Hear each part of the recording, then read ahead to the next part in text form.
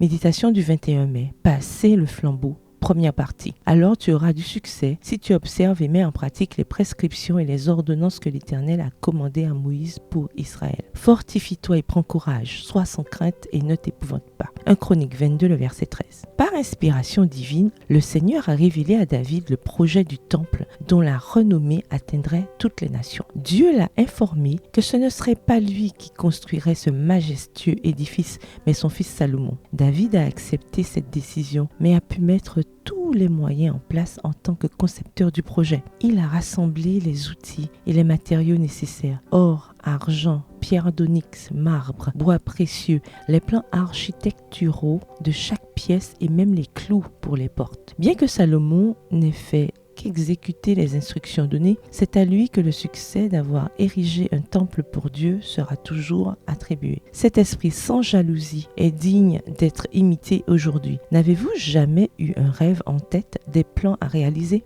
En avez-vous parlé? Puis vu comment la personne à qui vous en aviez parlé a pris les devants et les a réalisés? Si oui, rappelez-vous cet épisode de la vie de David. Ne renoncez pas à vos rêves, vos objectifs et vos projets, car vous devrez peut-être les réaliser en équipe. Laissez l'idée se réaliser, même si quelqu'un d'autre en retire la gloire et la reconnaissance. Parfois, ce sont nos enfants eux-mêmes qui héritent de notre rêve. Notre contribution consiste à leur fournir les outils nécessaires pour qu'ils atteignent les objectifs élevés et les principes bibliques dont nous rêvons pour eux. Comme Salomon, ils suivront nos instructions et emporteront avec eux l'honneur du succès. Jeunes gens, laissez-vous fournir les matériaux que l'expérience nous a laissés. N'oubliez pas que, quel que soit votre âge, nous nous considérerons comme David a considéré Salomon. Mon fils Salomon est jeune et sans expérience. 1 Chroniques 22, le verset 5, dans la version Bible en français courant. En plus de la matière première, David a donné à son successeur des instructions et des bénédictions, lui souhaitant prospérité, sagesse et prudence. C'est peut-être pour cela que Salomon